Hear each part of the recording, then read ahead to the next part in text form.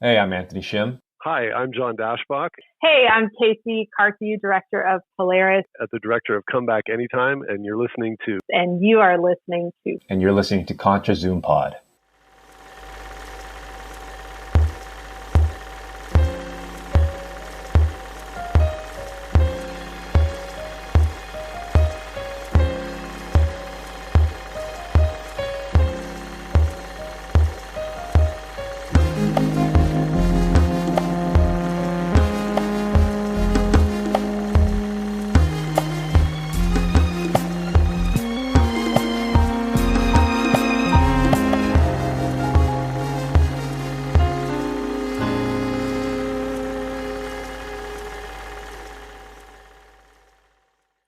This is ContraZoom, where we go back and forth about film. I'm Dakota Arsenault.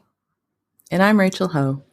The date that we are recording this is March 22nd, which to me seems like the perfect opportunity to finally get to our top 10 films of the year list. Would you not agree that the end of March is the perfect time for this list, Rachel? I know I give you a lot of shit for this, but I actually will say there is some logic to it in a sense because the Oscars stuff just wrapped up, and that's kind of the end of like the unofficial official end of the 2022 or the year's previous like film calendar in a way. So I kind of see the logic. I know I give you a lot of flack for that, but I do kind of see the logic. I know, but I kind of feel like as you're wrapping things up for like Oscars and stuff like that, it has that like end of school year feel where you're just like, okay, like now we're done. And then now we can restart for the next year, even though we're 3 months into the current year. Yes, almost 3 complete months. Yeah, that's the exact reason why, in case anyone didn't know, is because every year, if you've been following along the last little while, I do the Oscar death race, so I watch every nominated movie, and that includes a lot of films that often don't get wide distribution until the end of December, early January, sometimes early February, depending on if it's like some of the international films and things like that. So it could be a little tricky to catch up with movie releases that technically did come out months earlier. And I think if I was maybe like you, where I was able to see a lot of movies either through screeners or going to press screenings on a more regular basis, I probably would be more confident ending my list in December. But I'm almost curious to see what my list would have looked like at December. So maybe next year I will, at December 31st, I will log whatever, take a screenshot of whatever my top 10 list is at the time and see how much it changes in the next 2.5, 3 months after the calendar rolls over. Yeah, I mean, like the last couple years that I've been doing a top 10-ish, I've done what you did, which was like I just waited until... Actually, no, that's completely a lie. I think by February I had mine sorted. But this year, 2022 was obviously a little bit different for me because I was going to more press screenings and I was doing more film critic stuff. So I was pretty much locked in by... I want to say December, more or less, like at the end of December, I was pretty much done. The one movie that I watched that kind of changed, it was the last movie to change my list. I think I saw it, I want to say end of December.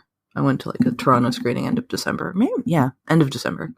So that was the last thing that kind of changed it. Everything else I had more or less locked in for the last few months. Yeah, if my memory serves me right, there are 2 movies in my top 10 that were not there as of the end of 2022. So I would have watched them in the months leading up to the Oscars. So as far as I can tell from my memory. When did you have your number one locked in? Like at what point were you like, that's my number one and that's it?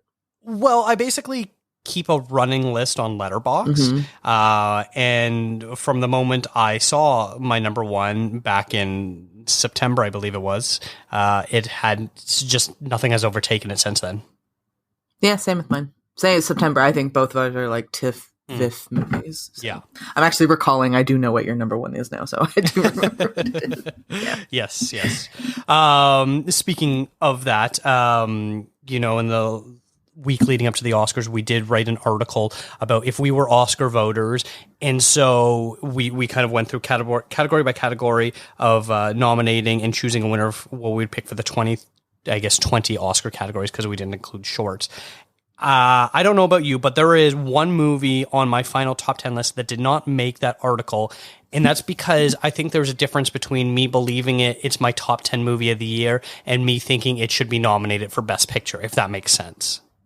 Absolutely. That's a good point. How many I think only one of mine didn't make it on there. One of them, admittedly, my number 10 movie just kind of snuck in there through the music category. But otherwise, I think only one of my movies. But I understand the distinction because these are our favorites versus the movies that we think are quote unquote the best films of the year. And I think rarely for a lot of people, if you're being honest with yourself, rarely will that kind of have a vast amount of overlap. But actually, this year I think I ended up doing a lot of two. One of them. No, I'm just kidding. That one did make it into my Oscars pick. Never mind.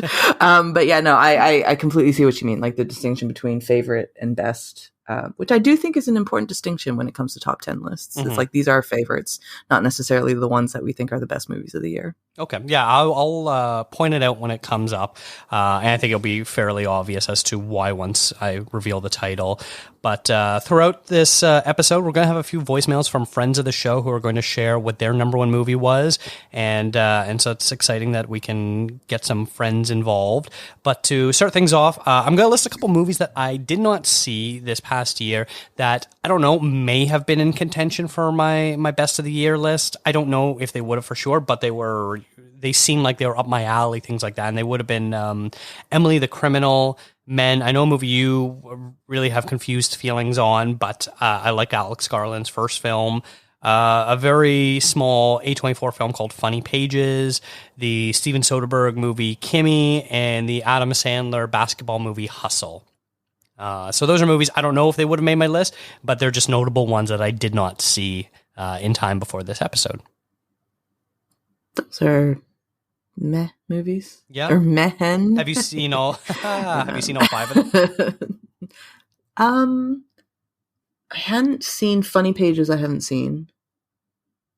I've seen Men, obviously. I've seen Kimmy. You know what? Actually, when you said Kimmy, I realized I missed out on putting that in the Oscars article that we did for production design. Because that was actually a really sweet production design in that movie.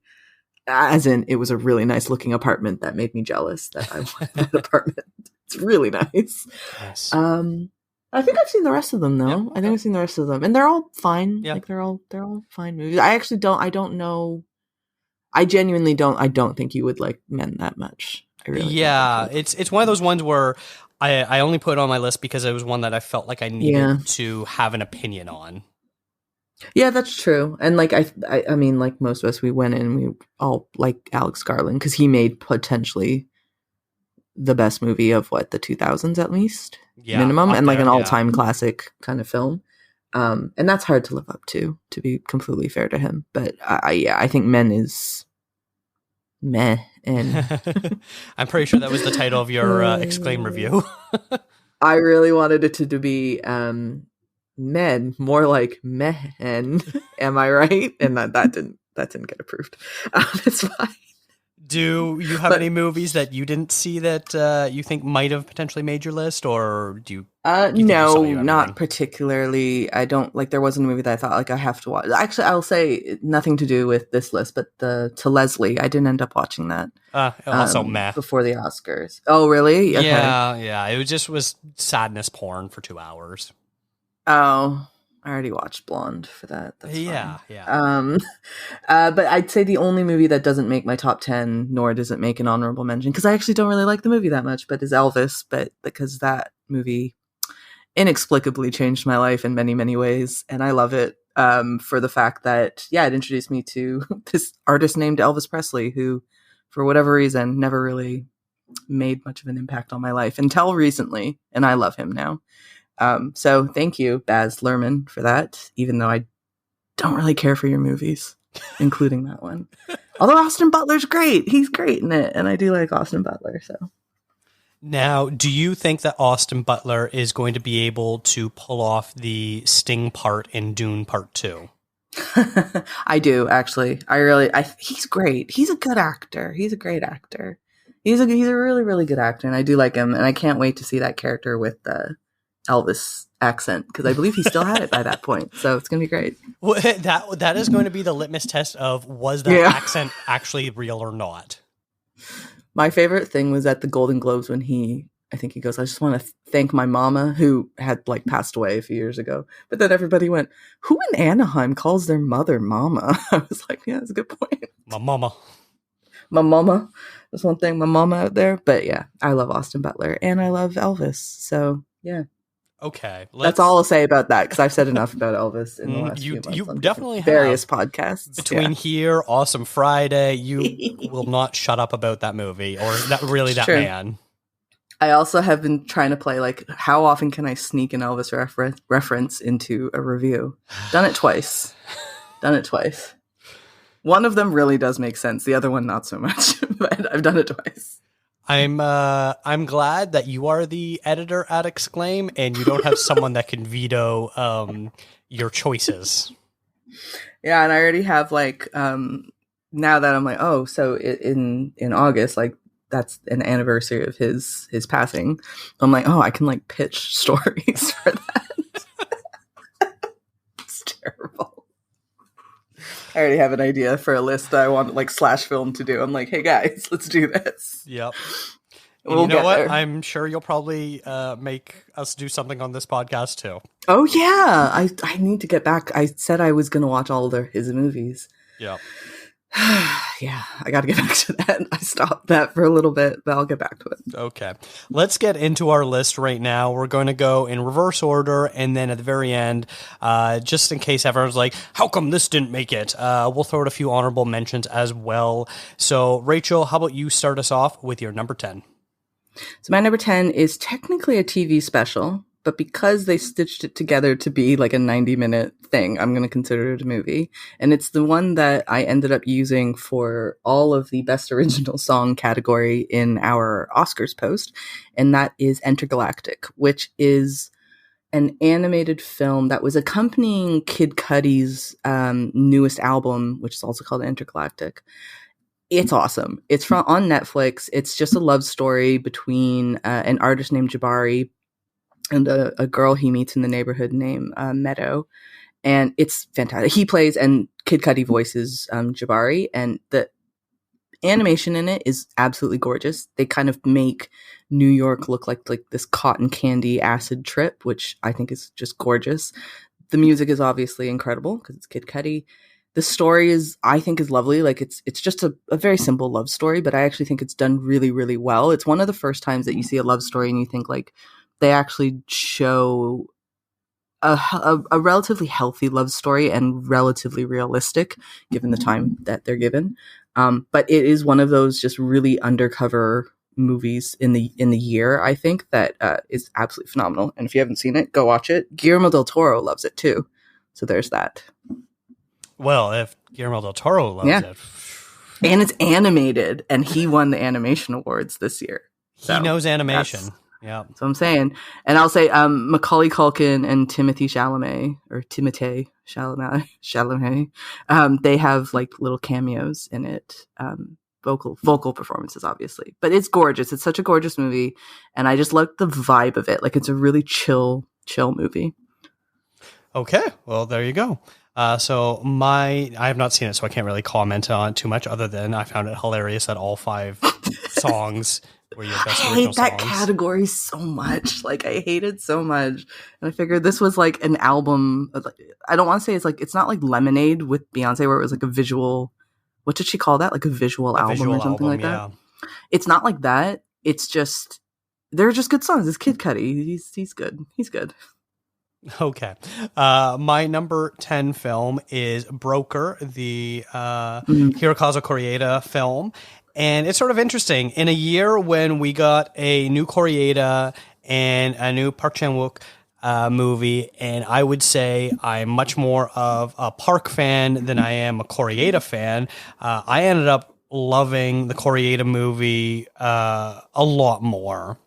So this is his follow-up to Shoplifters, a film that I was kind of mixed on, but follows sort of a similar path of choosing your own family sort of vibe, where you've got Song Kang-ho, who most people know from Bong Joon-ho films, especially Parasite, very well-known Korean actor, but him and a friend of his work out of this adoption agency where they will sometimes collect the babies that are dropped off to be put into the foster system and sell them to the right bidder, not necessarily the highest bidder, in a way to sort of make sure that these children don't end up in the bureaucratic system of foster care and adoption homes and things like that with no care of their actual livelihood, and instead place them in homes where they will actually more likely to have a decent life.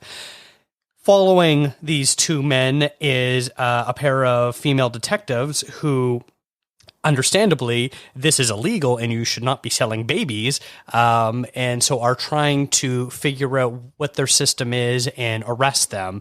So you've got this really interesting mix of, philosophically, these men are doing the right thing, but legally and morally are not doing the right thing.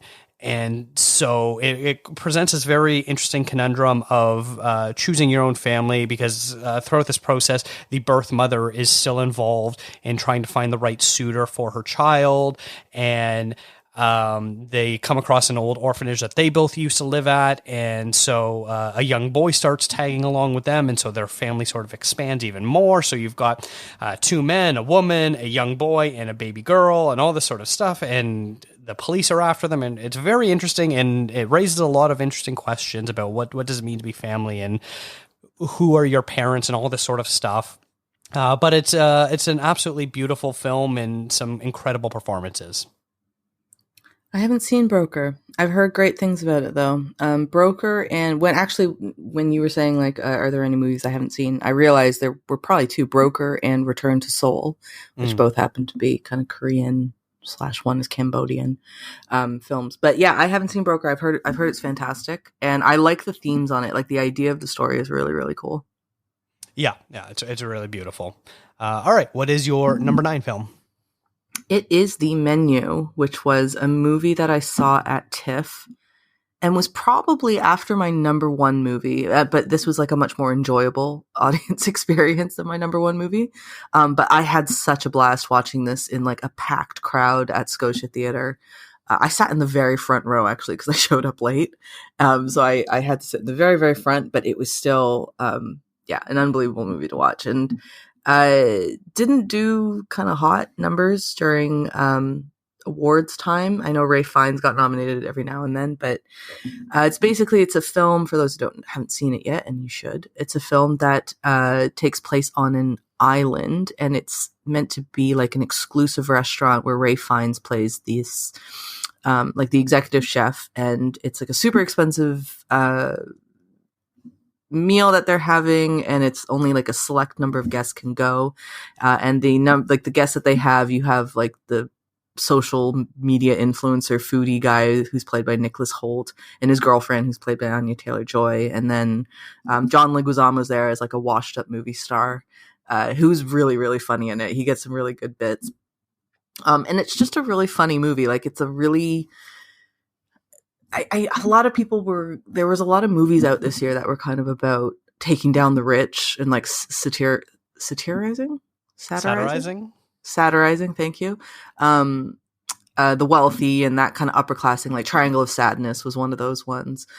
But I found The Menu, like, it didn't necessarily do that. I think it was just, I just found it really funny. It's kind of dark, but I just found it really amusing. And Hong Chow is in it, who, she didn't get nominated for this role very often, but she's hilarious in it. And she's like, I think everybody agrees, when you watch The Menu, that this was her better performance of the year. So if you had to nominate her for one thing, probably wasn't going to be The Whale. It was going to be The Menu.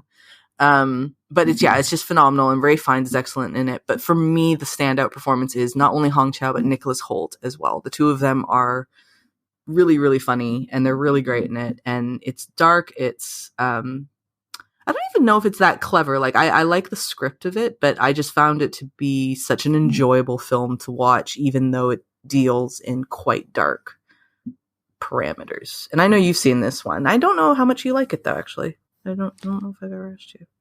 Spoiler alert. Yeah, I love this movie a lot. It's really great. Okay. And completely agree with everything you're saying there. And I felt really called out by the Nicholas Hoult character. But I feel like that's like, I guess that's the point, like, for everybody who feels the need to be like, no, don't eat your food yet. Let me take a picture first, which is the most annoying thing in the world. I cannot stand dining with people who are like, hold on. I'm just like, this is my food. Back off. Like, you don't get to take a picture of my food.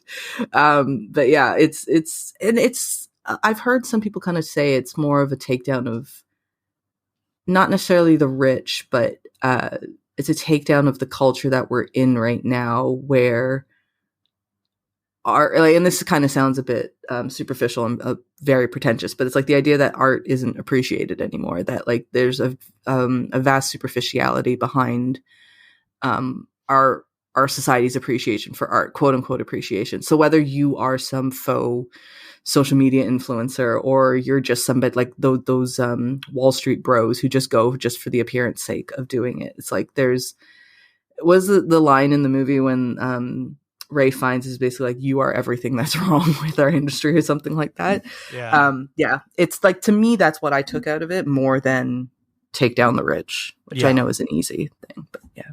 Yeah. Great film. Very happy that it found a bit of an audience there. And I've been heavily recommending it to a lot of people, being like, no, you really got to check this one out. Yeah. All right. So my number 9 is Matt Reeves' The Batman. I'm, interestingly enough, as we're recording this, I'm in the middle of also listening to your podcast episode where you did your top moments of the year on Awesome Friday. I'm very behind on that show, so I'm very sorry, Matthew and Simon, about that. And me, I was on that. I'm basically their third host. Why do I need to apologize to you? I basically am their third host. There was a time I had a run there for a little while that I was just on it all the time. I know. I'm quite enjoying it. I've just recently been getting to them finally, even though it happened back in December. Yeah. And you sort of said something that, was notable, was like, did we really need another Batman movie considering how good the Christopher Nolan movies were? And I think one of the things that you pointed out that made this different was the fact that they tackled young Batman, or youngish Batman. He's still an adult and stuff like that.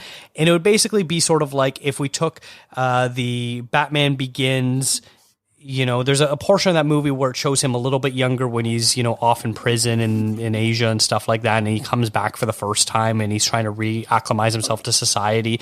If we basically got an entire movie of just that portion of his life and not, the 20 minutes it takes of that part of the movie. Mm-hmm. And I found it really fascinating. And I think the main thing that this movie does that other Batman movies, including the Nolan movies, which I do really love, except for the third one, is they actually show Batman being a detective. Now, he's not a great detective all the time, but we see him, looking at clues and solving problems and puzzles and things like that. And that's what the whole comics were really based on, was he really was a crime fighter in the mold of being an actual detective. It was originally called Detective Comics. That's where he was introduced.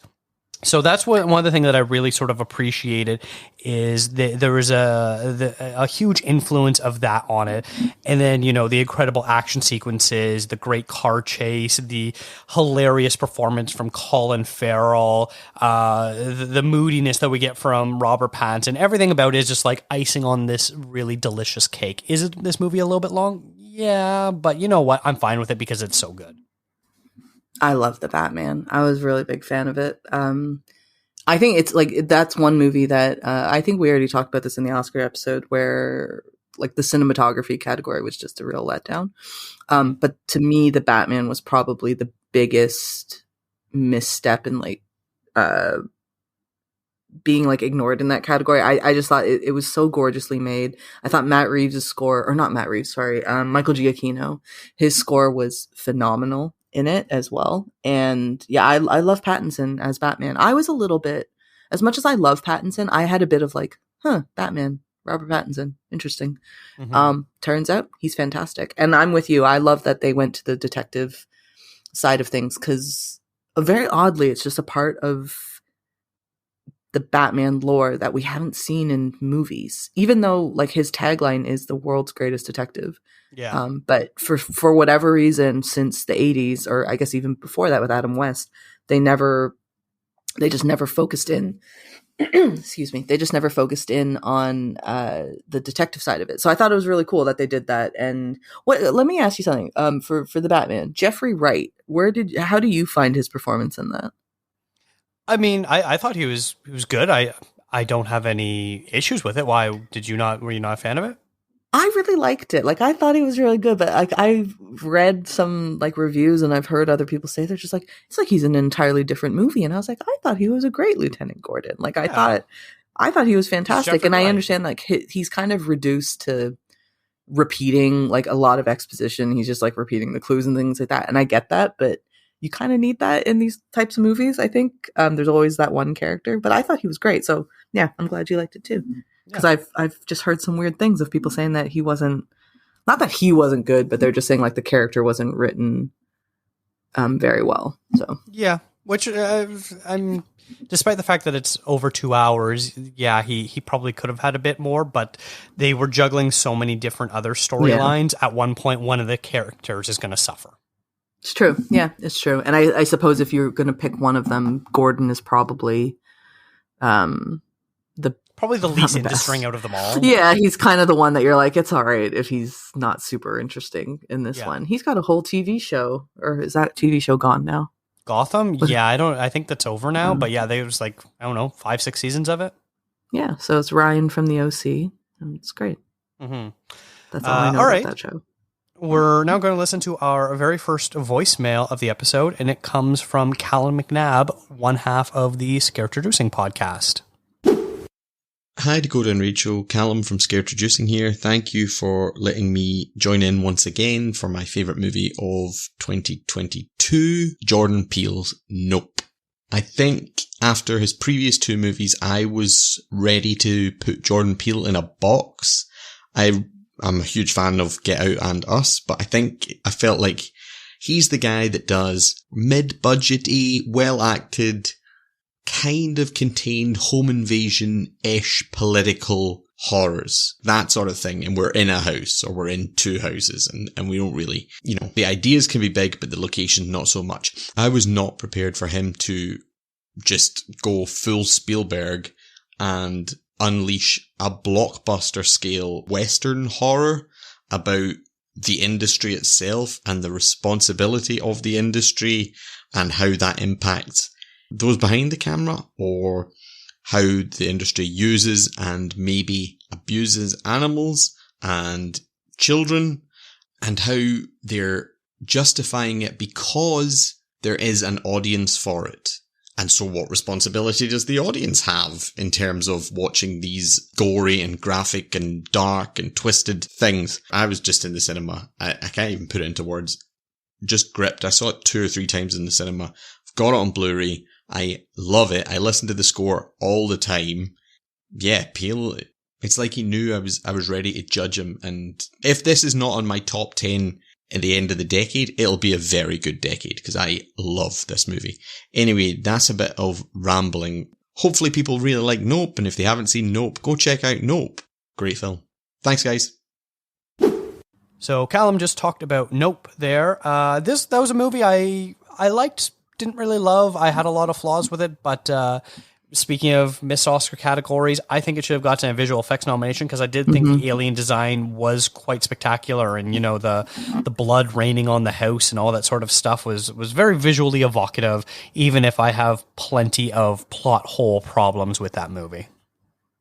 I like Nope as well. I think I'm in a similar boat as you. Like, I liked it. I didn't love it. I think that it's definitely not the movie I think a lot of people expected it to be, to come from Jordan Peele. I was going to say Jordan Poole. That's a different person. But from Jordan Peele. And I think that kind of hurt it in a way, which is so unfair to the movie, though. I think that, like, just because it's not what we expected it to be, it doesn't downgrade a movie. But I liked it. I thought it was good. And I did always mean to go back and watch it again, because there's lots of different elements from it that I love. But together as a movie, I was just kind of like, yeah, it's good. I love the Gordy scenes from when Stephen Yeun's character is a little boy, because those are terrifying. And yeah, it's a good movie though. Okay, what is your number 8 film? My number 8 is Richard Linklater's Apollo 10.5. What's the whole title? A Space Age Childhood is the entire title. Another Netflix movie. I love this one. It was I watched it really randomly. Like, Netflix just did not give this movie the time of day. There was very little press for this one, and I can't even remember why I ended up watching it. Like, it was just quite a random, just like, oh, that, like, there's this thing on, I guess I'll just watch it. And it ended up being, to me, just one of the most endearing films I've seen in a really long time. And it uses rotoscope, which I really love. Richard Linklater used that in A Scanner Darkly, which is also a great movie. But yeah, I think this is it. So, sorry, I should say what the movie's about. It's a coming of age movie, which is about a little boy growing up in Texas who basically has like an alternative reality in his head. Like, he fantasizes about being asked by the US government to train as an astronaut to for the Apollo 11, moon landing. And yeah, like it's just about growing up in the 70s, which is Richard Linklater's thing. Like, that's his whole thing. And I love it. I think that the story is really cool. I think that the animation is dope as hell. Like, I love it. And I think that the vocal performances are amazing. Jack Black does the narration as the adult version of it. And yeah, it's just a really sweet story. And I don't understand why it really, really flew under the radar this year. And I mean, we talked about this before, about the animation category, of why this wasn't originally considered to be animated when something like Marcel the Shell with Shoes On was, which I still don't understand where the Academy's head was at, even if they did fix it eventually. But yeah, I just thought it was odd. But it's an incredible movie, and I know you really like this one too. So it was a good year for animated films, I think. Yeah, this is one I really loved. It just missed my honorable mentions cut, coming in at my number 20 overall. It's funny, this movie, the best parts of the movie are when it's just sort of describing life in the 60s. Yeah. And the movie kind of gets bogged down with the actual space training stuff, where you're not really sure if it's real or not, and it's clearly, a little tongue-in-cheek. But the first like 45 minutes to an hour, where it's literally just him describing life growing up in Houston, is just immaculate. And you wish you there's obviously a lot of things that, because you and I both grew up in a sort of a pre-internet age, we probably have a lot of similar-esque things of growing up in Canada, very similar culturally to the United States, of, what movie night was, what it meant, going shopping, what going to the movies was like, what, going to the convenience store to get your favorite candy or popsicle or things like that was like, where despite that was taking place in the 60s, we could be like, hey, I didn't have that exact experience, but there was stuff similar enough where like you can relate to it still. And that stuff I found so emotionally investing, and I was just blown away by the amount of detail that went into this movie. I'd say this movie and then Entergalatic, in two very different ways, it made me feel really comfortable. Like, there was just something about these movies that felt like, and they say like warm blanket movies, the ones that it just makes you feel nice. This is definitely one of them for me. And same with Entergalactic. They're just two movies that I've watched them multiple times since, and they're just nice to have on, because I think they both do a really great job of setting an atmosphere and a mood. And you're right, like Apollo 10.5, it plays a lot on nostalgia. And oddly a nostalgia that like you and I can relate to this nostalgia more than we could probably relate to 2010s, like a teenager growing up in the 2010s. We can relate to a teenager growing up in the 60s a little bit, 60s, 70s, kind of a little bit more. And it has entirely everything to do with technology. So, it's a wonderful movie.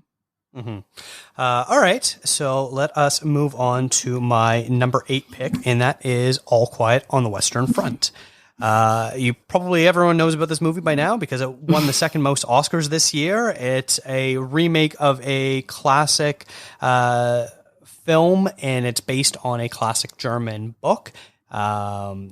takes place in World War I, and it's more or less the story about how soldiers, even soldiers for the perceived or real enemies in conflict, are often not the ones who are to blame and are put through a meat grinder as much as any other soldier anywhere else in the world.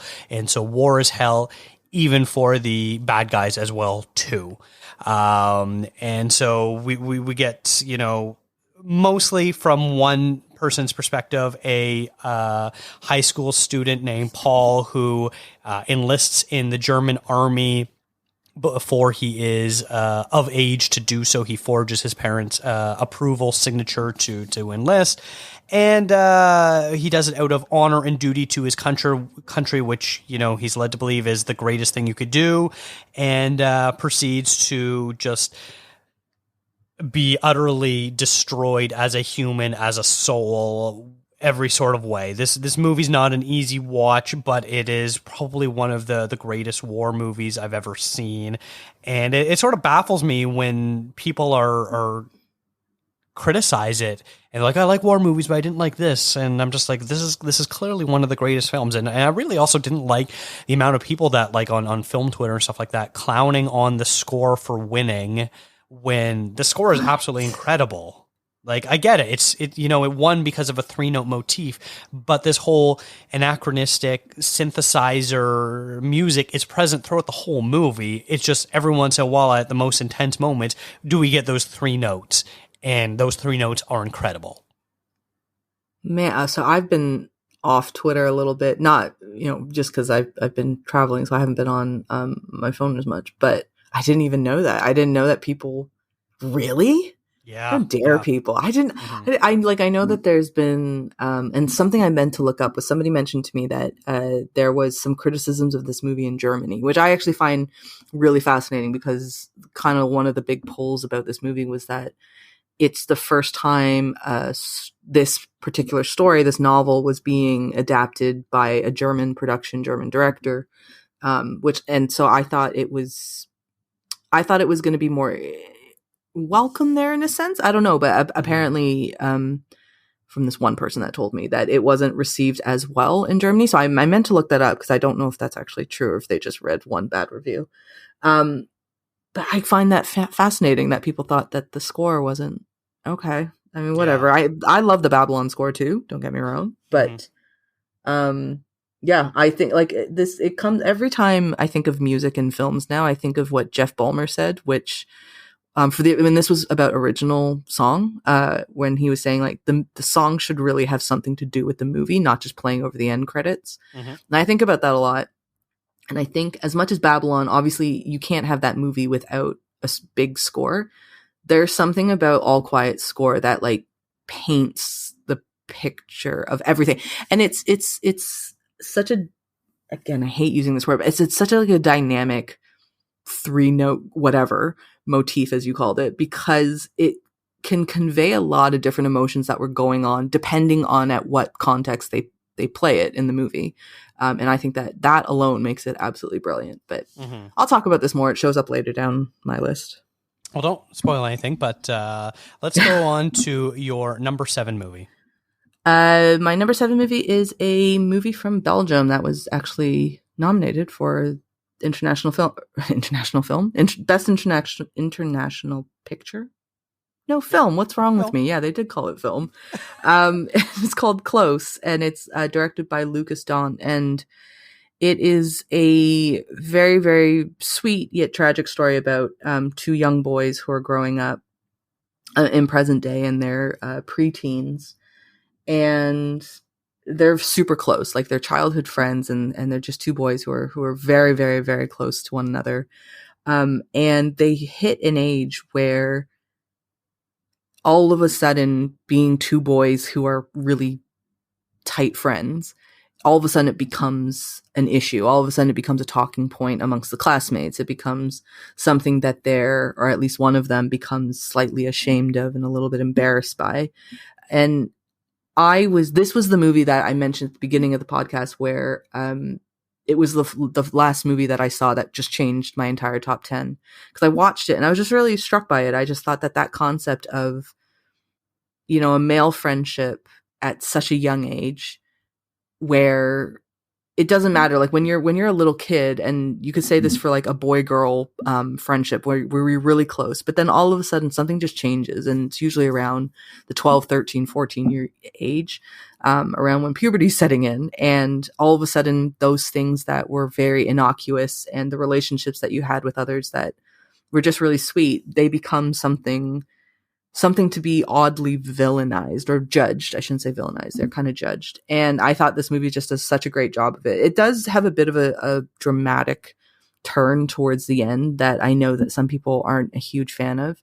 I thought it worked. Like I didn't have any problems with that, but I just thought it was fantastic. And the two boys who play the lead characters, I think are absolutely fantastic. And it's for both of them, like I believe it was their first acting jobs. So yeah, it's an incredible movie that I think touches really nicely on a concept that we don't really see too often in film. And I don't know how much we talk about it either. And I love that it's about two boys as well, because there's a scene in the movie where there's girls who are like, why are you guys so close, basically? And they're just like, well, you guys are close. Like nobody says anything about you and your girlfriend. So like, what's the difference? And there's just a real innocence there that is kind of heartbreaking as an adult looking at, because you understand why there's this shift in their friendship. But yeah, it's a beautiful, beautiful movie. Yeah, it was one I quite liked. I found it a bit emotionally manipulative, on the back half of it, but I still think it's a really solid movie with some great performances in it.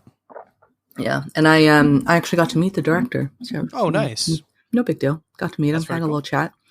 He's a great dresser. Great dresser. Very cool.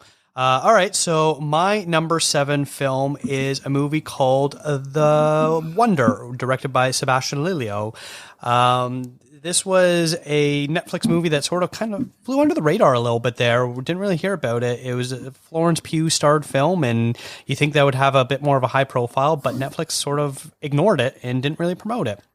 So for anyone that doesn't know about this movie, which I imagine is a lot of people, Florence Pugh plays a nurse in England, and she travels to, I believe, Ireland, where she's been summoned by this council in this small town to perform a watch on a young girl who believes that she gets power from God, and she has fasted for a few months and is still alive. And so they bring in a nurse because they're like, how is this possible? This isn't real. So they have a nurse and a nun, and she's like, why is there a nun? And she's like, we're in Ireland. The other one person had to be a nun. It's a good joke. And they take shifts for, I believe it's supposed to be for a week straight, where each one of them works for 12 hours, sits with the girl and observes. And they're not allowed to confer with each other about their results. And at the end of the week, they share their results to the board, which features some prominent local people in the community. So I think it's like the local doctor, the priest, and then a government official or something like that, and sort of what it is. And this movie sort of unfolds and becomes a very interesting religious mystery. And it's a type of movie where I really don't want to talk about it, because you sort of have your expectations going in, because you watch this movie and you right away you align yourself with the Florence Pugh character, where you're like, okay, we know this is impossible to survive several months without food and only water. We know from a biological standpoint that is just not possible. So what is going on here? So you're sort of at the same time that she's figuring it out, you're also being like, okay, so where's the catch? It's got to come from somewhere.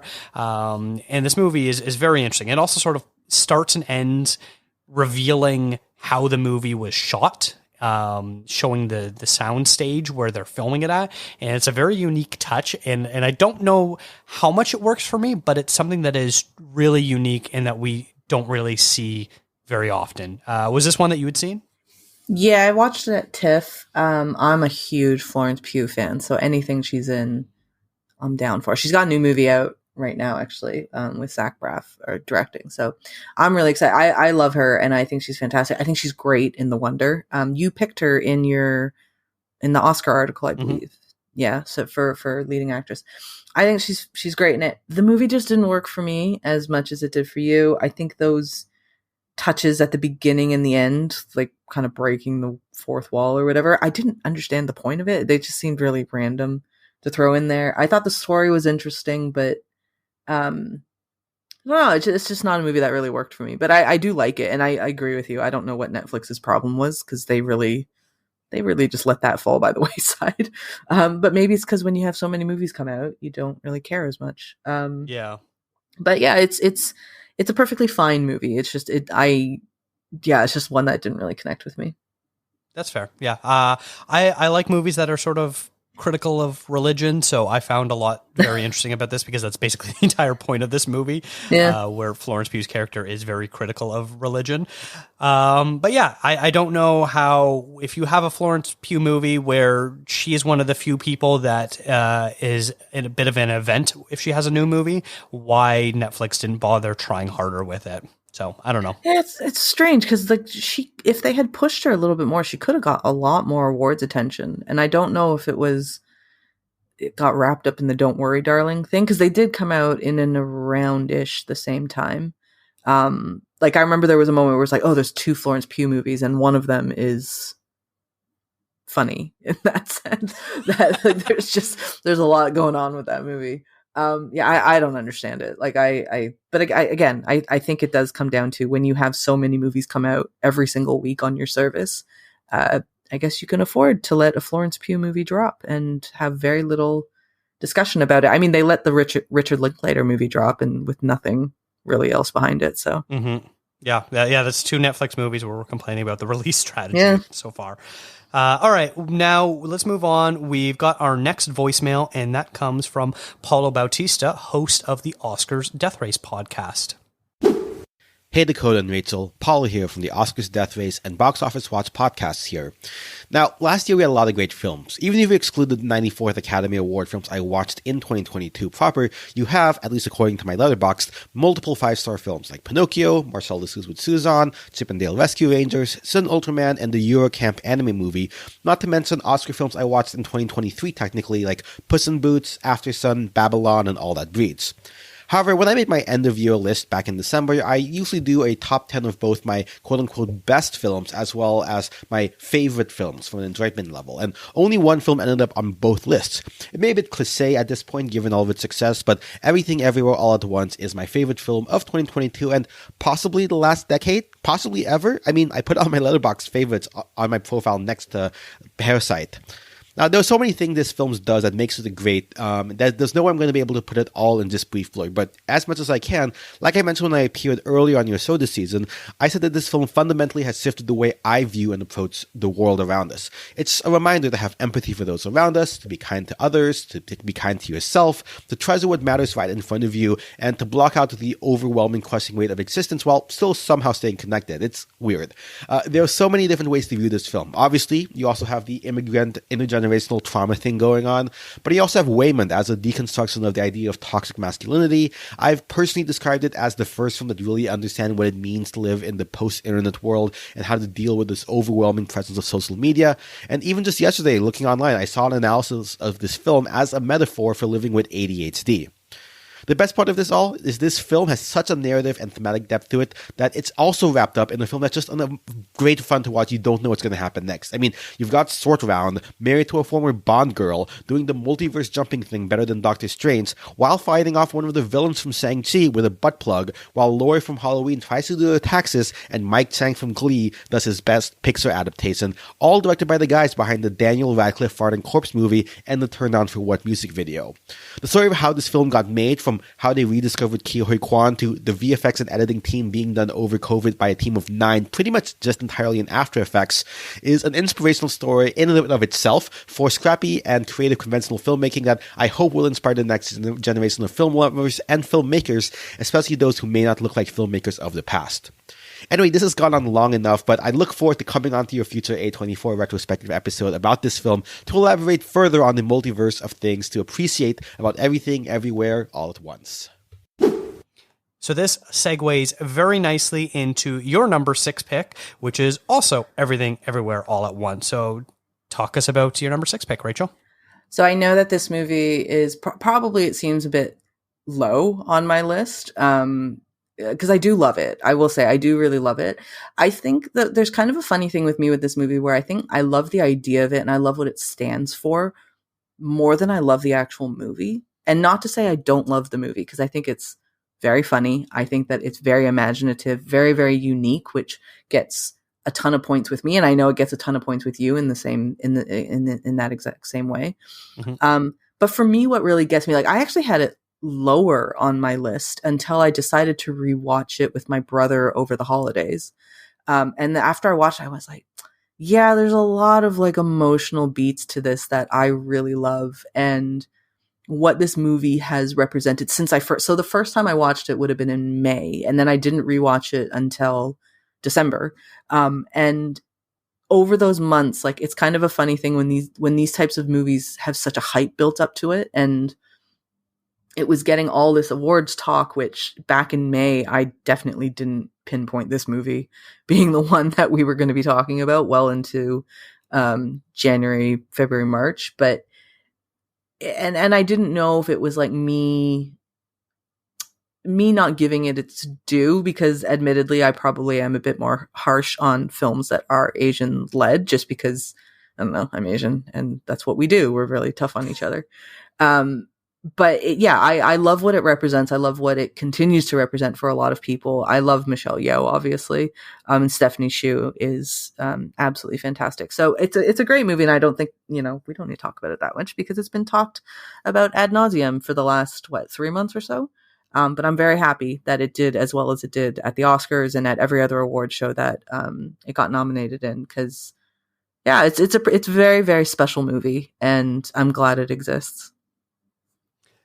I'm trying not to spoil things for the rest of the show, but I will reveal here that it just missed my cut of my top 10. It is my number 11 movie of the year. It is one, I agree with you. I do love it a lot, but I sort of do have some issues with it, especially in its length. It does drag a little bit at certain points, but it is a fantastic film, and I am very happy for it winning Best Picture. It was a very very worthy Best Picture winner. Isn't it funny though? It's like, I think we all can agree, like, one of the reasons we like that it won Best Picture is more of, like what I was saying, of more of what it represents versus being this extraordinary movie where we're like, this had to, obviously, because it is, such an extraordinary feat of filmmaking. Mm-hmm. I don't know if any of us really think that. Like, I think we all think that in terms of screenplay, definitely, and working on quite a smaller budget as well. We're just it's very unique, but I think that the weight that it carries, I suppose not societal weight, like the pop culture weight that it carries, I think is important. And and like you said, I'm very happy it won Best Picture. Mm-hmm. All right, moving on. We're going to go with another voicemail right away, and that is from Jeff Ballmer, one half of the Classic Movies Live podcast. When was the last time a movie made you feel something? Like, really experience human emotion? Because for me, that would have to be Damien Chazelle's fourth film, Babylon. Clocking in at over 3 hours long. Babylon is such an excessive, overstimulating movie, it swings right back around to actually feeling too short instead of too long.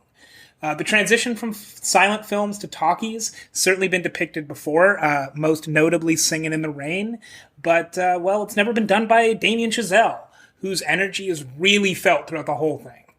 I think what really appeals to me about Babylon is it never pretends to be anything new or particularly deep, and it really shouldn't be. It's basically just one big party featuring the biggest cast of 2022, with even the bottom of the bill having names on it like Samara Weaving, Eric Roberts, and Ethan Suplee.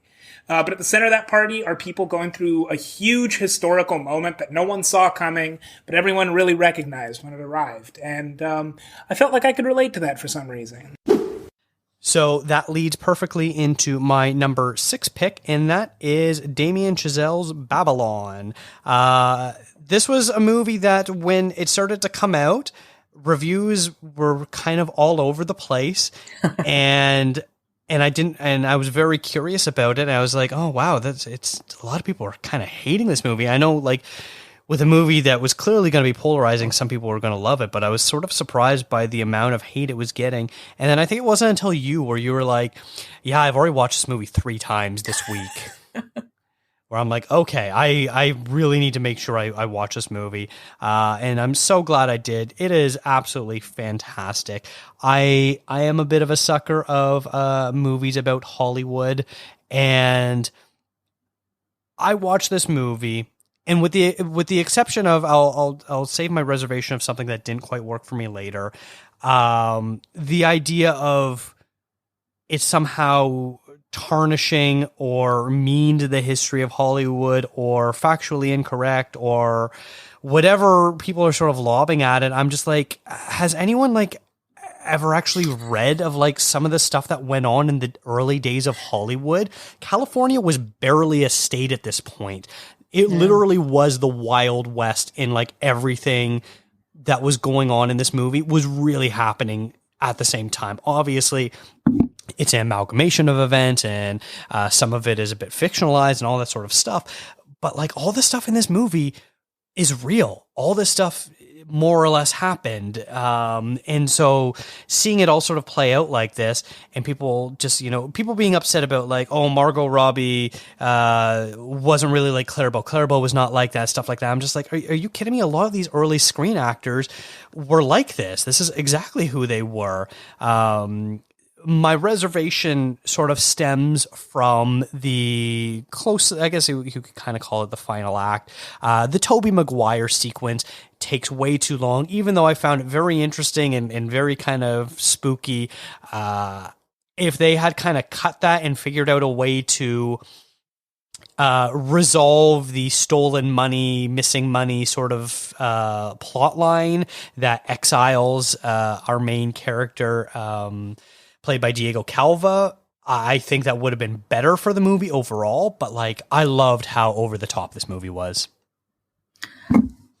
Yeah, like you said, it didn't make my top 10. Just before we came on recording, you did mention that you were surprised that it didn't make my top 10. I love this movie. Like, as I said, I watched it 3 times. I've watched it more than that actually since then. And it's a long ass movie to watch so many times, but like it would be one of those movies that I would just put on in the background. And I liked like just kind of, I guess, similar to Apollo 10.5 and Entergalactic. I just liked the feel of it. Like I liked kind of being in that world. And I never really, every time I started it, I never had the intention of actually watching it. It's just kind of passive in the background. I like listening to the music, and I like kind of every now and then casting like a glance over at it. But then every single time it would get my attention, I would just stop what I was doing. And then 3 hours later, I'm like, oh, well, that was another 3 hours that I've spent watching this movie. I think I understand the divisiveness towards this movie, though. I really do. Like, I understand the criticisms of it. I don't understand the criticisms of people saying, like that this is somehow mean about Hollywood's history. Because like you said, if you know anything about Hollywood's history, you know that this is incredibly accurate. Like it wasn't, I mean, to this day, Hollywood's not great. So I don't know why people are defending Hollywood as an industry. Like Hollywood's a mess. Like how many young stars have died or have, I always think of Judy Garland as such an example of that time of just like how bad Hollywood can be on a young person. I always think of Judy Garland when it comes to that. But yeah, I those criticisms are funny to me. I do find I agree with you about the Tobey Maguire stuff. That was kind of interesting. It was a choice. It's definitely a choice. But I love what you said about like how California was barely a state back then. And I was reading a book about I think it's Hollywood in the 40s called City of Nets. And it basically talked about like and I never thought about it before of like, why is Hollywood, like why did the film industry, why is it positioned in LA of all places and not New York, which kind of made more sense back in the day. And it was just because there was nothing there at the time. It was literally just a desert. And so they could build these studios for super cheap and take like all the property up and things like that. that's why it existed. So when you said like California was barely a state back then, that made me laugh. But it's a great pick. I love this movie, and I wish that I think it will be one of those movies that in 5-10 years, I think people are gonna kind of come back to it and be like, why did we hate this movie so much? Yeah. The other reason why Hollywood is in California, not New York, is because New York is where Thomas Edison lived. Yeah. And he had a patent on movie cameras. And so they basically ripped him off and people made their own movie cameras. And so he would send Pinkertons and other enforcers to brutally destroy their property and beat people up. And so they went to California where his thugs could not reach them. Isn't that so funny though, to think about like, oh, I'm just going to go like, because today, obviously, you can't do that. Like today, you go halfway around the world and people will still find you. But back then, it was like, I'm going to hide out in California, and they won't get me from New York. Just different time. Like that's the thing. I think if anybody's interested in movies, like the formation of Hollywood and like the early years are actually really fascinating. And I think Damien Chazelle of all things, like I know he probably does maybe 1-2 movies about Hollywood. He's done 2. Let's be fair.